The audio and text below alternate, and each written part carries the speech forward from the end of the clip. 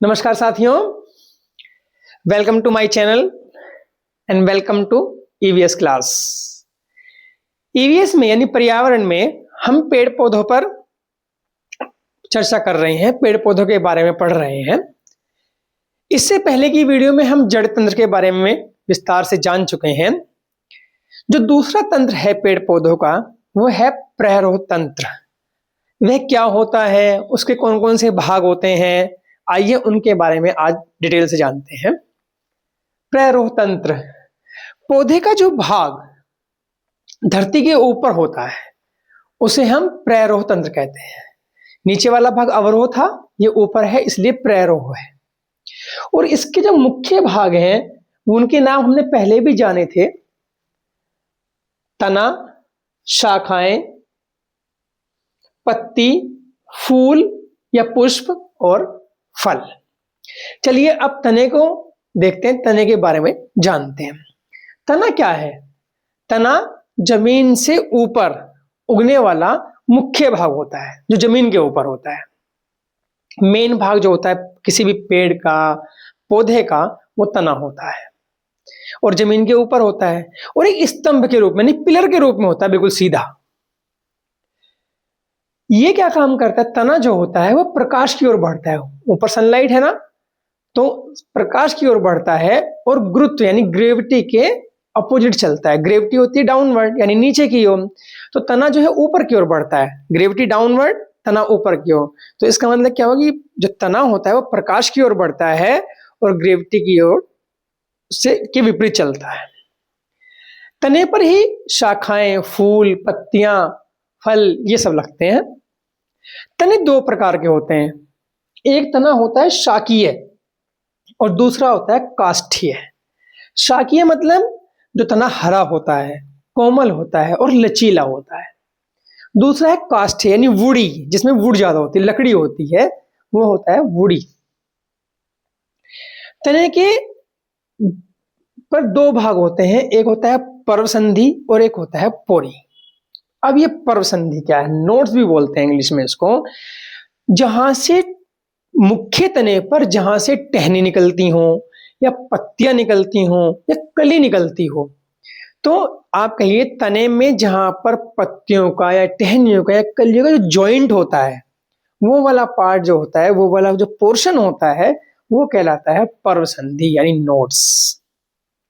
और दूसरा भाग होता है पोरी।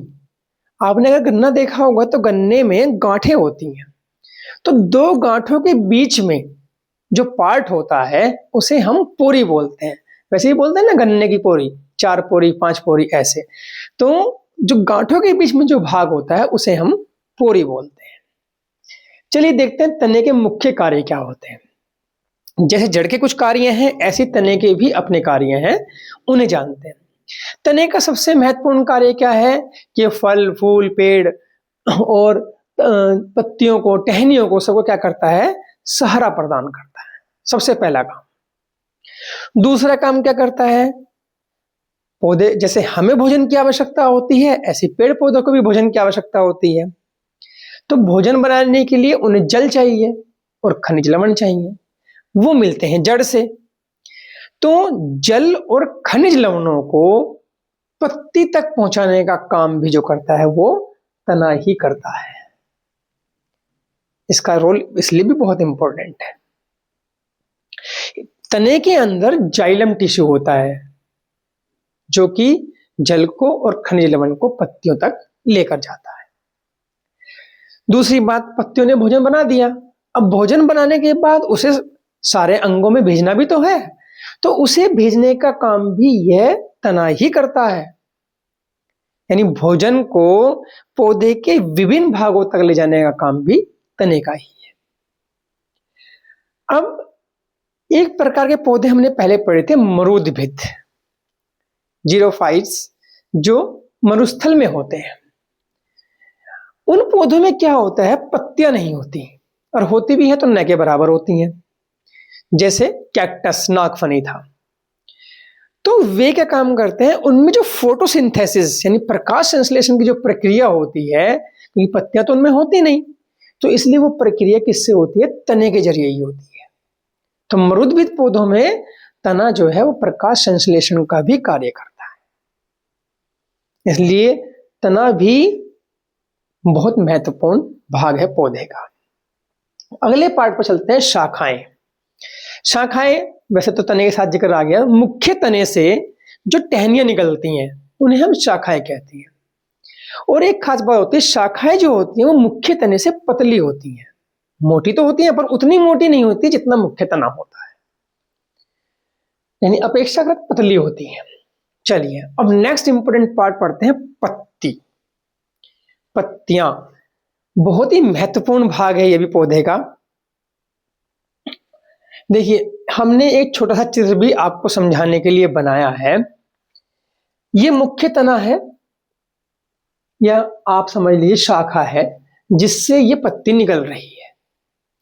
अब जहां पर ये पत्ती जो तने से जो जोड़ती है, टहनी से जिसे जोड़ती है, शाखा से जहां से जुड़ती है पत्ती, उसे हम बोलते हैं पर्णवृंत। उस पार्ट को बोलते हैं पर्णवृंत। और जो पत्ती का जो चपटा पार्ट होता है, चौड़ा पार्ट होता है, उसे हम बोलते हैं फलक, लीफ ब्लेड या लेमिना। जो पत्ती का निचला भाग होता है उसे हम बोलते हैं पर्णाधार, लीफ बेस। और पत्ती अगर जब आपने देखी होगी तो उसमें आपको बीच में कुछ संरचनाएं बनी दिखाई देती हैं। ऐसे ही एक लंबा सा डोरी सी जाती दिखाई देती है, फिर साइडों में निकली दिखाई देती है। जो बीच का जो भाग होता है जो लंबा, यानी कहां से बेस से लेकर के और पत्ती के सिर तक, शीर्ष तक जाता है, उसे हम बोलते हैं मध्य शिरा। ये शिराएं कहलाती हैं, जो आपको दिखाई दे रही है पत्ती के अंदर, ये शिराएं कहलाती हैं। तो बेस से लेकर जो शीर्ष तक शिरा जाती है उसे हम बोलते हैं मध्य शिरा। बाकी इधर उधर बहुत सारी शिराएं निकली होती हैं, उन शिरा में भी छोटी छोटी शिराएं निकली होती हैं। इस तरह से जो डिजाइन बनता है उसे हम बोलते हैं शिरा विन्यास। तो इस तरह से पत्ती के ऊपर ही बहुत सारी शिराएं होती हैं और वे शिराएं जो डिजाइन बनाती हैं उसे हम शिरा विन्यास कहते हैं। ये तो था पत्ती की जानकारी। चलिए आप देखते हैं पत्ती और क्या क्या कार्य करती है। पत्ती सबसे पहला काम, जैसे हमारे घरों में खाना बनता है तो उसे हम रसोई घर कहते हैं, ऐसे ही पौधे का खाना बनता है पत्तियों में, तो इसलिए पत्ती को पौधे का रसोई घर कहा जाता है। और पत्ती में ही प्रकाश संश्लेषण की क्रिया होती है, क्योंकि खाना जो बनता है, पौधे का जो भोजन बनता है वो प्रकाश संश्लेषण से बनता है, फोटोसिंथेसिस से बनता है। तो वो क्रिया कहाँ होगी? पत्ती में, क्योंकि रसोई घर वही है। दूसरी बात, पत्तियां क्या करती हैं? वाष्पोत्सर्जन करती हैं। और तीसरा काम, पत्तियां क्या करती हैं? गैसियस एक्सचेंज करती हैं, यानी CO2 को लेती हैं और O2 को छोड़ती हैं। जो वाष्पोत्सर्जन है, यानी जो पानी होता है जब वो पौधे में ज्यादा हो जाता है पत्तियों में, तो क्या होता है? वो भाप के रूप में उड़ जाता है। और ऐसे ही जो CO2 लेती हैं, लेना, और O2 को छोड़ना। और ये सब काम पत्तियों में एक बहुत ही छोटी छोटी संरचनाएं होती हैं जिसे हम रंध्र बोलते हैं, स्टोमेटा बोलते हैं। उनके जरिए ये काम होता है, गैसियस एक्सचेंज का और वाष्पोत्सर्जन का। ये दोनों काम स्टोमेटा से होते हैं। चलिए अगले भाग पर आते हैं, फूल या पुष्प, फ्लावर। ये भी बहुत इंपॉर्टेंट पार्ट है। और फूल को तो आप कहिए सबसे सुंदर, कहिए सबसे आकर्षक भाग अगर पौधे का है तो वह फूल ही है, जिस पर छोटे क्या, बड़े क्या, जीव क्या, कीट पतंगे क्या, सभी ललचाते हैं। वो भाग है पौधे का या पेड़ का फूल। कीट पतंगे भी आकर्षित होते हैं तो किस पर? फूल से, क्योंकि इसमें खुशबू भी होती है और ये सुंदर भी बहुत होता है। तो सबसे आकर्षक भाग अगर कहा जाता है किसी पौधे का या पेड़ का, तो वो उसका फूल होता है। अब देखिए फूल के भाग कौन कौन से होते हैं। फूल के भाग होते हैं बाह्य दल पुंज। इसका हम आपको एक चित्र दिखाएंगे। अभी मैं आपको सब नाम बता देता हूं, उसके बाद मैं आपको चित्र के माध्यम से इसे फूल को बताऊंगा। दूसरा भाग है दलपुंज।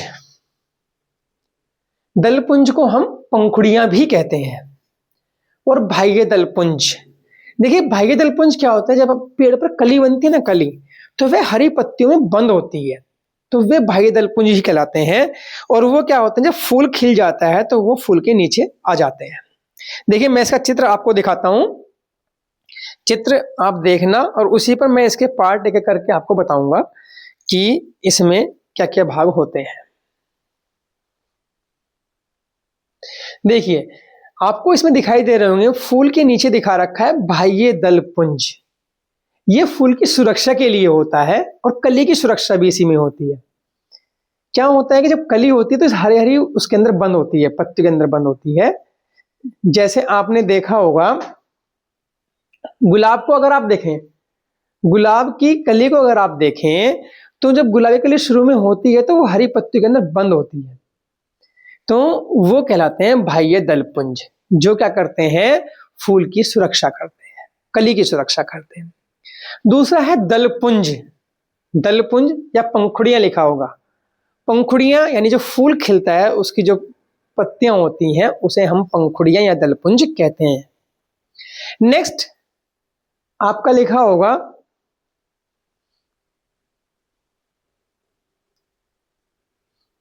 देखिए नेक्स्ट है पुंकेसर। पुंकेसर ये फूल का नर भाग होता है। इसके भी दो भाग होते हैं, एक तंतु और दूसरा परागकोश। तंतु आप देख रहे होंगे, एक लंबा पार्ट दिखा रखा हुआ, वो जो होता है उसे तंतु फिलामेंट कहते हैं। और उसके ऊपर एक बल्ब जैसा भाग होता है जिसे हम परागकोश यानी एंथर कहते हैं। अब दूसरी तरफ अगर आप देखें तो दूसरा भाग दिखा रखा है अंडप यानी स्त्री केसर। स्त्री केसर के तीन भाग होते हैं, देखिए वर्तिकाग्र, वर्तिका और अंडाशय। यानी वर्तिका के स्टिग्मा, स्टाइल और ओवेरी।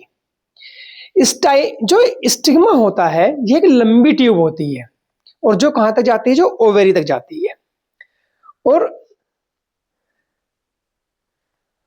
ओवेरी के ऊपर एक गांठ जैसा भाग होता है जो क्या काम करता है, पराग कणों को एक्सेप्ट करता है, ग्रहण करता है, जिसे हम वर्तिकाग्र यानी स्टिग्मा बोलते हैं। और ओवेरी देखें आप तो बेस पर एक फूला हुआ भाग आपको दिखाई दे रहा होगा नीचे, यहां ये है ओवेरी। ये फूला भाग जो है ये ओवेरी होती है, इसमें अनेक कोष्ठक होते हैं, ब्रैकेट से होते हैं। यहीं पर फल और बीज बनते हैं, ओवेरी से ही बीज फल बनता है और उसके अंदर बीज बनते हैं।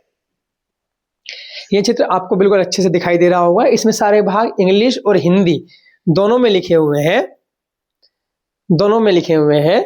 और वैसे हमने बोर्ड पर भी ये भाग बना दिए हैं, एक बार मैं फिर आपको बता देता हूं।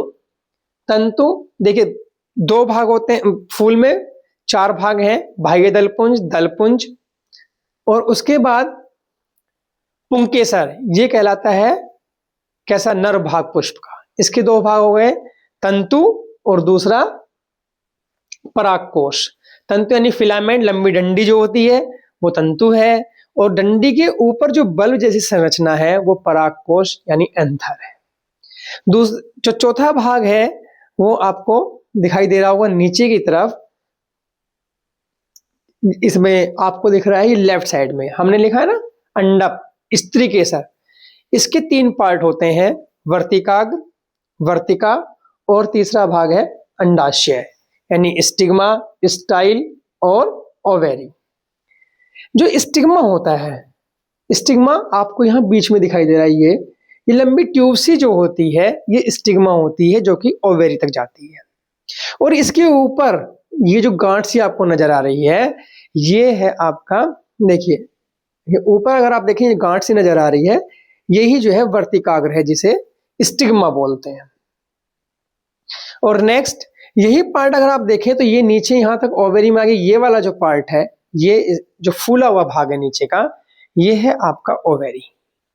इसी के अंदर ये ओवेरी ही फल बनती है और इसी के अंदर बीज बनते हैं।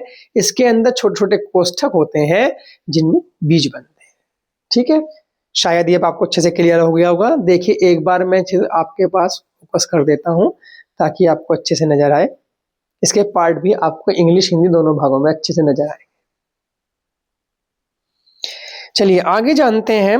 ये थी फूल की बात, पत्ती की बात हो गई और तने की बात हो गई। अब जानते हैं फल के बारे में। फल बन गया है, वो हम बता ही चुके हैं कि जो ओवेरी होती है वो फल के रूप में पककर तैयार हो जाती है। अब फल काम क्या करते हैं? फल के अंदर क्या होते हैं? बीज। तो सबसे पहली बात, फल क्या करते हैं? बीज की रक्षा करते हैं। दूसरी बात, दूसरा काम क्या करते हैं फलों? फल जो है बीज को फैलाने का भी काम करते हैं। बीज जो फैलते हैं वो फल के जरिए ही फैलते हैं। तीसरा क्या काम करते हैं? बीज को स्वस्थ बनाए रखने के लिए जो पोषक तत्व की जरूरत पड़ती है वो भी फल ही उपलब्ध कराते हैं, वो इकट्ठा करते हैं। चौथी बात क्या है? चौथा कार्य क्या है? प्रतिकूल परिस्थितियों में बीज की रक्षा भी फल ही करता है, क्योंकि वो फल के अंदर होता है। तो ये थे फल के कार्य। देखिए अभी हमने पत्ती के बारे में बताया कि वहां पर कौन सी प्रक्रिया होती है? प्रकाश संश्लेषण की प्रक्रिया होती है। अभी प्रकाश संश्लेषण की प्रक्रिया क्या है इसको भी शॉर्ट में समझ लेते हैं, क्योंकि बहुत इंपॉर्टेंट कंसेप्ट है। फोटोसिंथेसिस का जो प्रोसेस है, देखिए जो पत्ती होती है इसके अंदर होता है क्लोरोप्लास्ट, और क्लोरोप्लास्ट में क्लोरोफिल होता है। क्लोरोफिल क्या काम करता है? सूर्य की ऊर्जा को जो है ना एब्जॉर्ब करने में पत्ती की मदद करता है। तो सनलाइट तो हमें कहां से मिली? किसने एब्जॉर्ब करी? मतलब क्लोरोफिल ने एब्जॉर्ब कर ली। उसके बाद दूसरी चीज मिली हमें एटमॉस्फेयर से, यानी वायुमंडल से, CO2, कार्बन डाइऑक्साइड। और तीसरी चीज क्या मिली? तीसरी मिली क्या? भूमि से जल और खनिज लवण। ये सब मिलकर के ही प्रकाश संश्लेषण की क्रिया करते हैं। अब मैं इसकी पूरी रिएक्शन आपको लिख देता हूं। 6CO2 plus 12H2O। देखिए प्रकाश जो हमें सनलाइट से मिल रहा है। दूसरा क्या है? क्लोरोफिल, जो कि प्रकाश को एब्जॉर्ब करने में पत्ती की मदद कर रहा है। हरे रंग का होता है, पर्णहरिम्बी बोलते हैं इसे हिंदी में। अब यहां से जो बनता है वो बनता है कार्बोहाइड्रेट C6H12O6। और क्या बनेगा? प्लस बनता है वाटर, पानी, जो कि वाष्पोत्सर्जन से उड़ता है अगर ज्यादा हो जाए तो। और क्या बनता है? O2, oxygen. इसीलिए तो कहते हैं कि ज्यादा से ज्यादा पेड़ पौधे लगाने चाहिए, क्योंकि पौधे ऑक्सीजन छोड़ते हैं। ये इसका क्या कहते हैं? बाई प्रोडक्ट कहलाती है। फोटोसिंथेसिस के प्रोसेस की बाई प्रोडक्ट क्या है? O2 है। ये फोटोसिंथेसिस के प्रोसेस में होने वाली रिएक्शन है जिसके जरिए ये होता है। ये पौधों का भोजन है, ये पानी है, वाटर है, और ये ऑक्सीजन है। इसलिए पेड़ पौधे लगाने पर इतना जोर दिया जाता है, क्योंकि पेड़ पौधे हमारे लिए बहुत फायदेमंद है। हमारे एटमॉस्फेयर से क्या करते हैं? CO2 को कम करते हैं और O2 हमें देते हैं। बाई प्रोडक्ट के रूप में O2 है। अब अगर हमसे पूछे कि रॉ मटेरियल क्या है फोटोसिंथेसिस के लिए, तो दो ही चीज रॉ मटेरियल है, एक तो वाटर और दूसरा कार्बन डाइऑक्साइड। बाकी ये दोनों क्या है? इनकी तो प्रेजेंस है, इनके प्रेजेंस में ये प्रोसेस होता है। चलिए फोटोसिंथेसिस भी हमने अच्छे से समझ लिया। अब समझते हैं पौधों में जो पोषण होता है वो दो प्रकार से होता है। एक पौधे होते हैं स्वपोषी, ऑटोट्रॉफ्स, और दूसरे होते हैं परपोषी। स्वपोषी यानी जो अपना फूड, अपना भोजन खुद बनाते हैं, वो कहलाते हैं स्वपोषी। जितने भी प्लांट्स हैं वो सब इसी में आते हैं। दूसरे होते हैं परपोषी, यानी जो अपने भोजन के लिए दूसरे पौधों पर या जंतुओं पर निर्भर रहते हैं, वो कहलाते हैं परपोषी। ठीक है, पैरासाइट्स। अब ये पैरासाइट्स में भी दो तरह के निर्भरता हो जाती है। एक होते हैं मृतोपजीवी और एक होते हैं परजीवी। मृतोपजीवी यानी जो सड़े गले पदार्थों से, मरी हुई चीजों से अपना भोजन लेते हैं, वो मृतोपजीवी कहलाते हैं। जैसे आपने देखा होगा कुकुरमुत्ता होता है, देखते हैं ना बरसात में छतरी से उग जाती हैं, वो जो होता है वो होता है मृतोपजीवी। और जो परजीवी जैसे अमरबेल, ये उसे क्या होता है, उसके अंदर ना पत्ती होती ना जड़ होती, बस किसी दूसरे पेड़ पर डाल दीजिए, वो उसका सारा भोजन चूस लेगी और अपने आप को बढ़ाती रहेगी।